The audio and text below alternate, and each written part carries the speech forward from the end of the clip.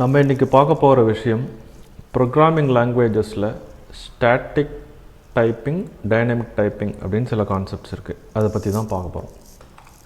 So நமக்கு தெரியும் எல்லா ப்ரோக்ராமிங் லாங்குவேஜ்லேயும் different types of data types இருக்குது. இன்டீஜர், ஃப்ளோட், லாங், ஸ்ட்ரிங்கு, இன்னும் காம்ப்ளெக்ஸ் ஆப்ஜெக்ட்ஸ், இந்த மாதிரி நிறைய டேட்டா டைப்ஸ் இருக்குது. ஸோ இந்த ப்ரோக்ராமிங் லாங்குவேஜஸ் இந்த டேட்டா டைப்ஸை ஹேண்டில் பண்ணுற விதத்தில் எல்லா லாங்குவேஜும் ரெண்டு விதமாக பிரிக்கலாம். Statically typed programming languages, dynamically typed programming languages. So இது ரெண்டுத்துக்கும் இருக்கிற டிஃப்ரென்ஸ் என்ன, சம் கம்பேரிசன், சில இதனால் லாங்குவேஜில் நமக்கு கிடைக்கிற ஃபீச்சர்ஸ், இதெல்லாம் தான் இன்றைக்கி நம்ம பார்க்க போகிறோம் வீடியோஸில். வாங்க ஃப்ரெண்ட்ஸ், வீடியோக்குள்ளே போகலாம்.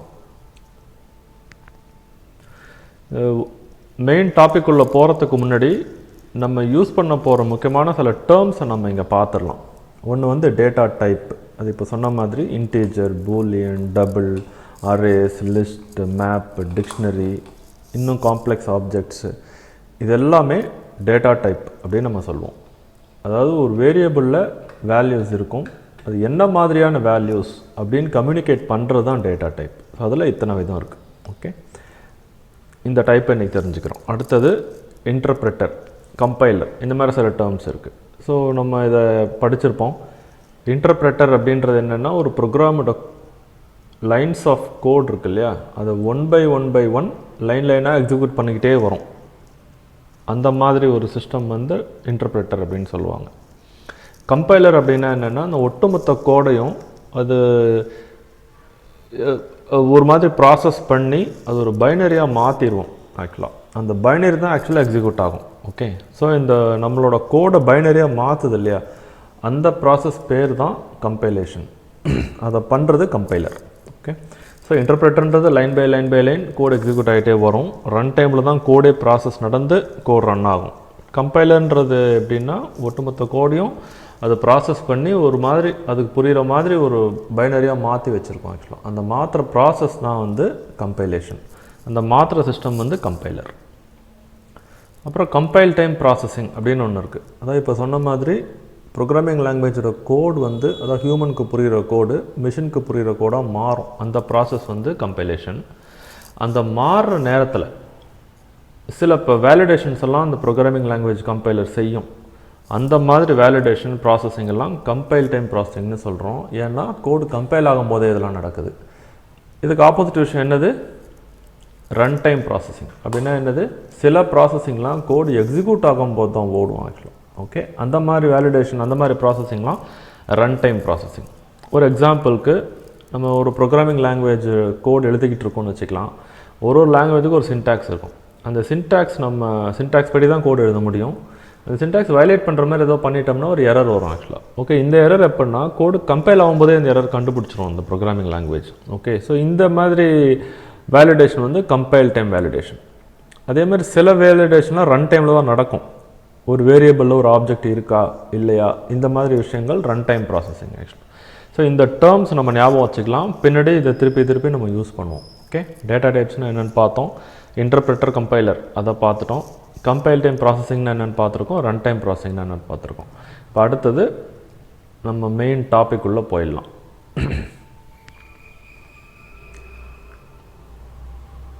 So main topic static versus dynamic typing. So என்ன அப்படின்னு நம்ம பார்க்கலாம். இப்போ கீழே ஒரு சின்ன எக்ஸாம்பிள் இருக்குது. ஒரு ஜாவா கோடில் நம்ம இப்படி தான் வேரியபிள்ஸ் அசைன் பண்ணுவோம். இன்ட் a = 10 அப்படின்னு போடுவோம். அதுமாதிரி ரைட் சைடில் பைத்தான் கோடு காட்டுறோம். இன்ட் a = 10, b = 12 அப்படின்னு வேரியபிள் வேல்யூஸ் அசைன் ஆகிருக்கு. ஓகே, ஸோ ஜாவா கோடில் பார்த்தா இன்ட் அப்படின்ற டைப் அந்த வேரியபிளுக்கு முன்னாடியே இருக்குது. ஓகே, இதை பார்த்த உடனே நமக்கு என்ன தெரியுது, ஓஹோ ஏ ஒரு இன்டீஜர் வேரியபிள் அப்படின்னு தெரியுது. ரைட் சைடில் பைத்தான் கோட் பார்க்குறோம். அதில் a = 10 அப்படின்னு இருக்குது. ஸோ ஏன்ற பார்க்குறப்போ நமக்கு அது இன்டீஜரான்னு தெரியாது. ஆனால் 10ன்ற வேல்யூ அசைன் ஆகிறதுனால ஏ இன்டீஜர் ஆகிடுது ஆக்சுவலாக. ஓகே, ஸோ இப்படி தான் அந்த கோடை நம்ம புரிஞ்சுக்கணும். ஸோ இப்போ ஸ்டாட்டிக்கலி டைப்டு லாங்குவேஜஸில் என்ன அப்படின்னா, அதுக்கு ஒரு உதாரணம் ஜாவா. ஓகே, அதில் டேட்டா டைப்பே கோடில் தெரியும் ஆக்சுவலாக. ஸோ ஒரு வேரியபிளோட டேட்டா டைப் எங்கே ஃபிக்ஸ் ஆகும்னா கம்பைல் டைமில் ஃபிக்ஸ் ஆகும். ஆக்சுவலாக கம்பைல் டைம் அப்படின்னா என்ன, மொதல் ஸ்லைடில் பார்த்தோம். ஒரு கோட் வந்து ப்ரோக்ராமிங் லாங்குவேஜ் கோட்லேருந்து மிஷின் கோடாக மாறப்போகுது. அந்த ப்ராசஸில் நடக்கிறது compile time processing. Okay, so அந்த டைம்லேயே கோடு கம்பைல் ஆகும்போதே அந்த வேரியபிள் வந்து இன்டீஜர் வேரியபிள் தான், ஒரு வேரியபிள் ஸ்ட்ரிங் வேரியபிள் தான், ஒன்று வந்து பூலியன் வேரியபிள் தான் அப்படின்னு நமக்கு தெரிஞ்சிடும். ஸ்டாட்டிக்லி டைப்டு லாங்குவேஜஸில் ஜாவா அதுக்கு ஒரு உதாரணம். ஓகே, ஆனால் டைனமிக் டைப்டு லாங்குவேஜஸில் கோடு கம்பைல் ஆகும்போது அது வந்து என்ன டைப்புன்னு கம்பைலர் முடிவெல்லாம் எடுக்காது. அந்த ப்ராசஸிங் ரன் டைமில் தான் நடக்கும். ரன் டைம்னா என்ன, கோடு எப்போ ரன் ஆகுதோ, ஸோ இந்த பைத்தான் கோடு இப்போ ரன் ஆகிறப்போ ஏன்ற வேரியபிளில் 10 அசைன் ஆகும், பியில் 12 அசைன் ஆகும். அப்படி அசைன் ஆன உடனே தான் பி வந்து இன்டீஜர் அப்படின்னு அந்த பைத்தானோட எக்ஸிக்யூட்டருக்கு தெரியும். அது வரைக்கும் அது தெரியாது. ஜாவா கோடு அப்படி இல்லை. கோடு கம்பைல் ஆகும்போதே அந்த கம்பைல்டு பைனரி இருக்கு இல்லையா, அதுலேயே கிளாஸ் ஃபைல்ஸ்ன்னு சொல்லுவோம், அந்த பைனரியிலேயே ஏ வந்து இன்டீஜர் தான் அப்படின்னு இருக்கும். இதுதான் வந்து ஒரு மேஜர் டிஃப்ரென்ஸு ஸ்டாட்டிக்லி டைப்டு லாங்குவேஜஸ்க்கும் டைனமிக்லி டைப்டு லாங்குவேஜஸ்க்கும். ஓகே ஓகே இந்த டிஃப்ரென்ஸ்னால இப்போ நமக்கு என்ன கிடச்சிது அப்படின்னா, இப்போ ஜாவா கோடில் பார்த்தீங்கன்னா நெக்ஸ்ட் லைன்லேயே நான் என்ன பண்ணியிருக்கேன், ஏ ஈக்குவல் டு காஃபின்னு அசைன் பண்ணியிருக்கேன். சும்மா ட்ரை பண்ணுறோம். ஆனால் கீழே ஒரு ரெட் அண்டர்லைன் தெரியுது. அது என்னென்னா அது ஒரு கம்பைலேஷன் எரர் ஆக்சுவலி. ஸோ ஒரு வேரியபிள் வேல்யூவை டேட்டா டைப்பை மாற்றி அசைன் பண்ணோம்னா இந்த மாதிரி லாங்குவேஜஸ் அதை பர்மிட் பண்ணவே பண்ணாது. இந்த மாதிரி languages statically typed programming languages வந்து அந்த வேரியபிளோட வேல்யூவை மாற்ற விடும், பட் டிஃப்ரெண்ட் டைப் ஆஃப் வேல்யூஸை வைக்க முடியாது. இன்டீஜர்னால் இன்டீஜரே தான் வச்சுக்கிட்டு இருக்கணும் நம்ம, அது டேட்டா டைப்பை மாற்ற முடியாது. இப்போ முதல் லைனில் ஏ 10ன்னு ஒரு இன்டீஜர் அசைன் பண்ணுறோம், செகண்ட் லைனில் வந்து ஏல காஃபின்ற ஸ்ட்ரிங் அசைன் பண்ணுறோம். ஓகே, ஸோ இப்போ வந்து அதை பர்மிட் பண்ணாது. ஏன்னா இது ஸ்டாட்டிக்லி டைப்டு லாங்குவேஜ், ஏ வந்து இன்டீஜர் அப்படின்றது கம்பைல் டைம்லேயே முடிவு ஆகிடுச்சு. அதனால் வேல்யூவை மாற்ற அது விடவே விடாது. இது வந்து கம்பைலேஷன் எரர், கோடு கம்பைலே ஆகாது ஆக்சுவலாக. இது ஜாவாவில். இதே ரைட் சைடில் பைத்தான் கோட் பாருங்கள். ஏ வேல்யூ பண்ணிட்டோம், பியில் வேல்யூ பண்ணிட்டோம், சி வந்து ஏ ப்ளஸ் பின்னு பண்ணிட்டோம், பிரிண்ட் பண்ணிட்டோம். நெக்ஸ்ட் லைனில் பார்த்தா ஏ ஈக்குவல் டு காஃபின்னு அசைன் பண்ணுறேன். ஓகே, அது பர்மிட் பண்ணுது. பியில் வந்து கிரேட்னு ஒரு வேல்யூ அசைன் பண்ணியிருக்கேன். அது ரெண்டுத்தையும் நம்ம ப்ளஸ் பண்ணுறோம், பிரிண்ட் பண்ணுறோம். ஸோ ரைட் சைடு அவுட்புட் பார்த்தீங்கன்னா மொதல் பிரிண்ட்னால 22ன்னு ஒரு அவுட்புட் வருது, 10 + 12. செகண்ட் அவுட்புட்டில் காஃபியும் கிரேட்டும் கன்காட்டினேட் ஆகிட்டு காஃபி கிரேட் அப்படின்னு ஒன்று பிரிண்ட் ஆகுது. ஓகே, ஸோ இதுலேருந்து என்ன தெரியுதுன்னா, ஒரே வேல்யூ ஒரே ஒரு வேரியபிளில் ஃபஸ்ட்டு இன்டீஜர் இருக்குது, அதே வேரியபிளில் கொஞ்ச நேரம் கழித்து ஸ்ட்ரிங் உட்காந்துருது ஆக்சுவலாக. ஸோ இதே வேரியபிளில் கொஞ்ச நேரம் கழித்து ஒரு டிக்ஷனரி இருக்கும். ஸோ இப்படியே மாற்றி மாற்றி டேட்டா டைப் கூட அந்த வேரியபிளுக்கு மாறலாம். இதுதான் டைனமிக்லி டைப்டு ப்ரோக்ராமிங் லாங்குவேஜோட ஃபீச்சர் ஆக்சுவலாக. ஓகே, ஸோ ஜாவா மாதிரி ஸ்டாட்டிக்லி டைப்டு லாங்குவேஜஸ்க்கு என்னது, வேரியபிளோட டேட்டா டைப் மாற முடியாது, வேல்யூஸ் மட்டும்தான் மாறும்.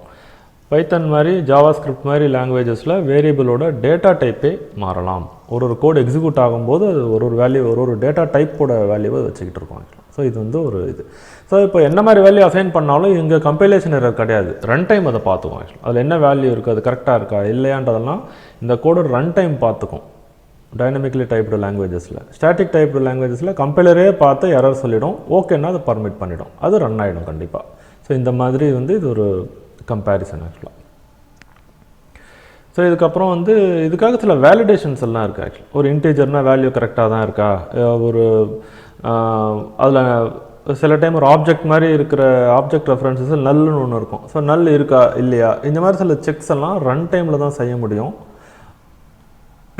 அது வந்து ரெண்டு லாங்குவேஜஸ்க்கும் காமன் தான். ஓகே, பட் ஸ்டாட்டிக்லி டைப்டு லாங்குவேஜஸில் டைப் வந்து கம்பைலரை ஃபிக்ஸ் பண்ணிட்டதுனால அதால் ஒரு பெட்டர் கோடு வந்து எக்ஸிக்யூட் பண்ண முடியும், பெட்டர் பைனரி கோடு அதால் ப்ரிப்பேர் பண்ண முடியும், ஆப்டிமைஸ்டு கோடு அதால் ப்ரிப்பேர் பண்ண முடியும். இதனால் ரன் டைமில் செய்ய வேண்டிய சில வேலிடேஷன்ஸ்லாம் ரன் டைமில் செய்ய தேவையில்லை, கம்பைல் டைம்லேயே நடந்துடும். ரன் டைமில் செஞ்சால் என்ன வேலிடேஷன் செய்ய என்னென்னா பர்ஃபார்மன்ஸ் ஹிட் இருக்கும். ஏன்னா எப்போவுமே எல்லா கோடுமே ஃபாஸ்ட்டாக எக்ஸிக்யூட் ஆகணும், அதுதான் நம்மளோட எதிர்பார்ப்பாக இருக்கும். ஸோ இந்த மாதிரி வேலிடேஷன்ஸ் எல்லாம் இப்போ ரன் டைமில் செய்கிறதுனால என்ன ஆகும்னா பர்ஃபார்மன்ஸ் கொஞ்சம் ஹிட் இருக்கும் ஆல்வேஸ், அதை வந்து அவாய்ட் பண்ண முடியாது. ஸ்டாட்டிக் டைப்டு லாங்குவேஜஸில் கம்பைல் டைம்லேயே இதெல்லாம் நடந்துடுறதுனால ரன் டைம் வந்து கொஞ்சம் ஃபாஸ்ட்டாக இருக்கும். ஸோ இது வந்து ஒரு ஃபீச்சர் ஆக்சுவலி. இன்னொரு ஃபீச்சராக என்ன இருக்குன்னா, ஸ்டாட்டிக்லி டைப்டு லாங்குவேஜஸில் இந்த டேட்டா டைப்பை கண்டிப்பாக கோடில் நம்ம சொல்லணும். Int, float, Boolean, double, map, list, இந்த மாதிரி சில டேட்டா டைப்பை கோட்லேயே சொல்லணும். ஸோ பார்த்தோன்னே நமக்கு தெரிஞ்சிடும் அது. பட் டைனமிக்லி டைப்டு லாங்குவேஜஸில் அது சொல்லணும்னு அவசியம் இல்லை. ஒரு டிஃபால்ட்டாக வேர் அப்படின்னு ஒரு கீவேர்டு இருக்கும், இல்லை லெட்டுன்னு ஒன்று இருக்கும். இந்த மாதிரி ஒரு காமன் கீவேர்ட்ஸ் இருக்கும். இல்லை சில பைத்தனில் பார்த்தீங்கன்னா கீவேர்டே எதுவும் தேவையில்லை, A10ன்னு போட்டாலே அந்த கோடு ஒர்க் ஆகிடும். ஸோ டேட்டா டைப் எக்ஸ்பிளிசிட்டாக இருக்காது கோடில். ஸ்டாட்டிக் டைப்டு லாங்குவேஜஸில் டேட்டா டைப் எக்ஸ்பிளிசிட்டாக இருக்கும் ஃபார் எவ்ரி வேரியபிள். இது ஒரு டிஃப்ரென்ஸ் ஆக்சுவலி. இன்னும் கொஞ்சம் டிஃப்ரென்சஸ்லாம் இருக்குது. என்னென்னா இப்போ டேட்டா டைப் கோடில் இருக்கிறதுனால ஒரு ஹியூமனாக நம்ம கோடு பார்க்குறப்போ ஏன்னா இன்டீஜர் தான் அப்படின்னு நமக்கு புரியும். ஸோ கோடு ரீடபிலிட்டி பெர்ஸ்பெக்டிவில் அது ஒரு பெட்டர் கோடாக இருக்கும். பட் இப்போ சில லாங்குவேஜஸில் வந்து அது டேட்டா டைப் இல்லாததுனால கோடில் எக்ஸ்பிளிசிட்டாக சொல்ல தேவையில்லைன்றதுனால நம்ம அதை ஒமிட் பண்ணிவிடுவோம். அப்போ வந்து என்னென்னா அந்த அந்த வேரியபிள் என்ன வேல்யூ இருக்குது அப்படின்னு நம்ம ஹியூமனாக அந்த கோடை ரீட் பண்ணிட்டு வர்றப்போ நமக்கு கொஞ்சம் கஷ்டமாக இருக்கும் புரிஞ்சுக்கிறதுல. அதுக்கு முதல்ல என்ன பார்த்துட்டே வந்து நம்ம ஞாபகம் வச்சுக்கணும். அதை இது வந்து இன்டீஜர் தான் ஞாபகம் வச்சுக்கிட்டே வரணும். அதுமாதிரி ரீடபிலிட்டி கொஞ்சம் சஃபர் ஆகும் இந்த மாதிரி டைனமிக்லி டைப்டு லாங்குவேஜஸில். ஓகே, இன்னொன்று எரர் டிடெக்ஷன், அதை நம்ம பார்த்துட்டோம். கம்பைல் டைம் லாங்குவேஜில் டைப் மாற்றி அசைன் பண்ண முடியாது, கம்பைலரே அதை கேட்ச் பண்ணிடும். ஸோ கம்பைல் டைமில் எரர் டிடெக்ஷன் நடக்கும். இந்த மாதிரி டைனமிக் லாங்குவேஜஸில் வந்து ரன் டைமில் தான் அந்த மாதிரி வேலிடேஷன்ஸ் நடக்கும். ஸோ கம்பைல் டைம்லேயே சில வேலிடேஷன் நடந்துடுறதுனால என்னென்னா ஒரு ஆப்டிமைஸ்டு கம்பைல்டு அவுட்புட்டை அதால் ப்ரிப்பேர் பண்ண முடியும் அந்த லாங்குவேஜால். So run time will be faster. But dynamic டைப்பிங்கில் வந்து அந்த லாங்குவேஜஸில் எல்லா வேலிடேஷன்ஸ் இதெல்லாம் ரன் டைமில் பண்ணுறதுனால பர்ஃபார்மன்ஸ் கொஞ்சம் ஹிட் இருக்கும் எப்போவுமே. இது வந்து ஒரு பேசிக் டிஃப்ரென்சஸ். அடுத்து ஒரு டீட்டெயில்டு பாயிண்ட்டை நம்ம இப்போ பார்க்குறோம். இந்த ஸ்டாட்டிக் டைப்பிங்கில் ஆஸ் அ டெவலப்பர் நமக்கு என்ன டிஃப்ரென்ஸ், ஓகே இதான் புரியுது, ஈஸியாக பண்ணிடலாமே, நமக்கு தான் தெரியுமே அப்படின்னு இருக்கும். ஒரு சட்டில் டிஃப்ரென்ஸ் அதில் இருக்குது. அது என்னென்னு ஒன்று பார்ப்போம் நம்ம இப்போது. ஒரு ஜாவா கோடு நான் இங்கே காட்டியிருக்கேன் லெஃப்ட்டில். மெயின் ஃபங்க்ஷன் வந்து இந்தியான்னு ஒரு வேரியபிள் அசைன் ஆகுது ஓன்ற ஆப்ஜெக்ட் ரெஃபரன்ஸில். அதுக்கப்புறம் அதை பிரிண்ட் பண்ணுறோம். அப்புறம் எஸ்ன்ற ரெஃபரன்ஸில் வந்து இந்தியாவை கேஸ்ட் பண்ணி ஸ்ட்ரிங்காக அசைன் பண்ணுறோம், அதை பிரிண்ட் பண்ணுறோம். அவ்வளோதான். 2 பிரிண்ட் ஃபங்க்ஷன்ஸ் இருக்குது. ஒன்று வந்து ஆப்ஜெக்ட்னு பேராமீட்டர் டைப் இருக்குது, இன்னொன்றுத்தில் வந்து ஸ்ட்ரிங்னு பேராமீட்டர் டைப் இருக்குது. வேறு எந்த டிஃப்ரென்ஸும் இல்லை. இவ்வளோ தான் இந்த கோடு. ஸோ இப்போ இந்த கோடோட அவுட்புட்டை ரன் பண்ணால் நீங்கள் பார்த்தீங்கன்னா ஆப்ஜெக்ட் இந்தியான்னு பிரிண்ட் ஆகுது, ஸ்ட்ரிங் இந்தியான்னு பிரிண்ட் ஆகுது ஆக்சுவலி. ஓகே, ஸோ இப்போ இந்த கோடுக்கு வாங்க. ஸோ ஃபஸ்ட் லைனில் O = இந்தியான்னு போட்டிருக்கோம். இந்தியான்றது ஒரு ஸ்ட்ரிங் தான் ஆக்சுவல் டேட்டா டைப்பு. ஆனால் நம்ம யூஸ் பண்ணுற ஓன்ற வேரியபிளோட டைப் வந்து ஆப்ஜெக்ட் அப்படின்னு வச்சுருக்கோம். அதனால் பிரிண்ட் மெத்தட் எதை சூஸ் பண்ணுதுன்னு, எந்த பிரிண்ட் மெத்தடை சூஸ் பண்ணுதுன்னு பார்த்தீங்கன்னா ஃபஸ்ட்டு பிரிண்ட் மெத்தட் தான் சூஸ் பண்ணுது ஆக்சுவலி. புரியுதா? ஏன்னா இந்த டேட்டா டைப், இந்த வேரியபிளோட டேட்டா டைப் கம்பைல் டைமில் முடிவாகுது. இதுதான் இங்கே தெரிஞ்சிக்க வேண்டிய விஷயம். கம்பைல் டைமில் ஓன்றது ஆப்ஜெக்ட்னு டிஃபைன் ஆனதுனால பிரிண்ட் ஆப்ஜெக்ட் அப்படின்ற மெத்தடை அதை சூஸ் பண்ணுது ஆக்சுவலி. ஓகே, இப்போ ஸ்ட்ரிங்காக மாற்றிட்டோம். அடுத்து அதே ஓன்ற ஆப்ஜெக்டை நம்ம ஸ்ட்ரிங் எஸ்ன்ற ரெஃபரன்ஸுக்கு அசைன் பண்ணியிருக்கோம். அப்போ ஸ்ட்ரிங் எஸ் ரெஃபரன்ஸ் வந்து ஸ்ட்ரிங்குன்றதுனால சப்சிக்வெண்ட்டாக இருக்கிற பிரிண்ட் வந்து இந்த செகண்ட் மெத்தடை சூஸ் பண்ணுது. ஓகே, ஸோ மெத்தட் செலெக்ஷன் எதை பொறுத்து, அந்த வேரியபிளோட டேட்டா டைப்பை பொறுத்து தானே தவிர வேல்யூவோட டேட்டா டைப் கிடையாது. இதுதான் ஸ்டாட்டிக்கலி டைப்டு லாங்குவேஜஸோட ஒரு ஃபீச்சர். எந்த மெத்தடு கால் எந்த மெத்தடுக்கு போகணும் அப்படின்றது கம்பைலர் முடிவு பண்ணுது, ரன் டைம் முடிவு பண்ணல. ஸோ கம்பைலருக்கு என்ன தெரியும், ஆப்ஜெக்ட் அந்த வேரியபிளோட டைப் என்னவோ அதை வச்சு தான் முடிவெடுக்கும், வேரியபிளோட வேல்யூவோட டைப்பை பொறுத்து முடிவெடுக்காது. ஓகே, இது வந்து இதே கோடை நம்ம இப்போ என்ன ரன் பண்ணுறோம்னா Groovy அந்த லாங்குவேஜில் இதே கோடு நான் எழுதியிருக்கேன். Groovy ப்ரோக்ராமிங் லாங்குவேஜ் வந்து ஒரு டைனமிக்கலி டைப்டு லாங்குவேஜ், ஜாவா மாதிரி கிடையாது. Groovyன்றது JVM தான் எக்ஸிக்யூட் பண்ணுது, இருந்தாலும் அது ஒரு டைனமிக்கலி டைப்டு லாங்குவேஜ். ஸோ அதே கோடு ஜஸ்ட்டு Groovy சின்டாக்ஸில் அதை எழுதியிருக்கோம், அவ்வளோதான். இப்போ அதை ரன் பண்ணுங்கள். ரெண்டுமே ஸ்ட்ரிங் இந்தியான்னு பிரிண்ட் பண்ணுது. அப்போ என்ன அர்த்தம், ஸோ இந்த வேரியபிளோட டைப் ஆப்ஜெக்ட்னு இருந்தாலும் வேல்யூ வந்து ஸ்ட்ரிங்காக இருக்கிறதுனால இந்த மொதல் பிரிண்ட் கால் கூட இந்த செகண்ட் பிரிண்ட் மெத்தடை தான் சூஸ் பண்ணுது. ஏன்னா இது ஒரு டைனமிக்கலி டைப்டு லாங்குவேஜ். ஸோ அந்த வேல்யூவோட டைப் என்னவோ அதோட கரஸ்பாண்டிங் மெத்தட் இன்வோக் ஆகுது. ரெஃபரன்ஸோட டைப் இந்த வேரியபிளோட டைப்புக்கு போல் வேல்யூவோட டைப்புக்கு தான் போகுது இந்த மெத்தட் ரெசல்யூஷன் ஆக்சுவலி. ஸோ இதுதான் நம்ம தெரிஞ்சுக்க வேண்டிய விஷயம். ஸோ இப்போ 2 காலுமே இங்கே பார்த்தீங்கன்னா செகண்ட் மெத்தட் பிரிண்ட் மெத்தடுக்கு தான் போகுது, ஃபஸ்ட்டு பிரிண்ட் மெத்தடுக்கு போகல. இது வந்து இதுதான் அந்த டிஃபரன்ஸ் நம்ம சொல்கிறோம்ல, ரன் டைமில் முடிவு எடுக்குது, கம்பைல் டைமில் முடிவு எடுக்குது, அதை விசிபிளாக இப்போ கண்ணில் பார்க்குறோம். ஸோ மறுபடியும் மொதல் ஸ்லைடுக்கு போகிறேன். இப்போ ஜாவாவில் பார்த்தீங்கன்னா ஆப்ஜெக்ட் இந்தியா ஸ்ட்ரிங் இந்தியான்னு பிரிண்ட் ஆகுது. ஸோ டேட்டா வேரியபிளோட டேட்டா டைப் என்னவோ அந்த பிரிண்ட் மெத்தடுக்கு போகுது. வேறஸ் இன் Groovy டைனமிக்கலி டைப்டு லாங்குவேஜில் இந்த வேரியபிளோட வேல்யூ இருக்கு இல்லையா இந்தியா, அது ஒரு ஸ்ட்ரிங். அதனால பிரிண்ட் ஆஃப் ஸ்ட்ரிங் அந்த மெத்தடுக்கு போயிட்டு எக்ஸிக்யூட் ஆகுது ஆக்சுவலாக.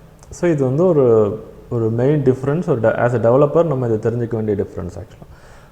ஓகே, ஸோ இது வந்து ஒரு statically typed and dynamically typed லாங்குவேஜஸோட ஒரு ஃபீச்சர் இது ஆக்சுவலாக. ஸோ கிட்டத்தட்ட நம்ம வீடியோவோட இறுதிக்கு வந்துட்டோம். இப்போ வந்து ஸ்டாட்டிக்கலி டைப்டு லாங்குவேஜஸ் சில உதாரணங்கள் நம்ம இங்கே பார்க்குறோம். C++, ஜாவா, ஸ்காலா, காட்லின் இதெல்லாம் வந்து ஸ்டாட்டிக்கலி டைப்டு லாங்குவேஜஸ்க்கு உதாரணம். அதே மாதிரி டைனமிக் டைப்பிங்க்கு வந்து Groovy, பைத்தன், ஜாவா ஸ்கிரிப்ட், ரூபி இதெல்லாம் வந்து டைனமிக்கலி டைப்டு லாங்குவேஜஸ்க்கான உதாரணம். ஓகே, ஜாவாவோட லேட்டர் வெர்ஷன்ஸில் வேர்னு ஒரு கீவேர்டு இன்ட்ரடியூஸ் பண்ணியிருக்காங்க. ஸோ வேர் S = இந்தியா அப்படின்னு கூட நம்மளால் கோடு எழுத முடியும். அப்படி எழுதினாலும் அந்த வேர் S = இந்தியான்னு தான் அசைன் ஆகுது. அதனால் எஸ்ன்றது ஸ்ட்ரிங்னு கம்பைலரே முடிவு பண்ணிவிடும் ஆக்சுவலாக. ஸோ ஈவன் தோ வேர் கீவேர்டு இருந்தாலும் ஜாவா வந்து ஒரு ஸ்டாட்டிக்கலி டைப்டு லாங்குவேஜ் தான் இப்போ வரைக்கும். அவ்வளோதான். ஸோ வீடியோவோட இறுதி பகுதியில் இருக்கோம். ஸோ இது வரைக்கும் வீடியோவை பார்த்ததுக்கு மிக்க நன்றி. ஒரு இன்ஃபர்மேட்டிவான வீடியோவாக இருந்திருக்கும்னு நம்புகிறேன். ஸோ வீடியோ பிடிச்சிருந்துச்சுன்னா கண்டிப்பாக லைக் பண்ணுங்கள், கமெண்ட் பண்ணுங்கள். ஃபாஸ்ட்டாக இருக்குது, ஸ்லோவாக இருக்குது, எதை இம்ப்ரூவ் பண்ணணும், இன்னும் சில டாபிக்ஸ் பற்றி வீடியோ போடணும், இந்த மாதிரி எதாக இருந்தாலும் கமெண்ட் பண்ணுங்கள். உங்களோட லைக்ஸு, கமெண்ட்ஸு இதை எல்லாருக்கும் ஷேர் பண்ணுங்கள். இதெல்லாம் தான் என்னோடய மோட்டிவேஷனை இன்க்ரீஸ் பண்ணணும், நாளுக்கு நாள் புது வீடியோ போடணும் அப்படிங்கிறதுல. அப்புறம் இந்த சேனலுக்கு சப்ஸ்கிரைப் பண்ணுங்கள், பக்கத்தில் பெல் பட்டன் கிளிக் பண்ணுங்கள். ஸோ நெக்ஸ்ட் நான் வீடியோ போட்டால் நோட்டிஃபிகேஷனாக உங்களுக்கு வரும். மிக்க நன்றி நண்பர்களே. அடுத்த வீடியோவில் மீண்டும் சந்திப்போம். நன்றி.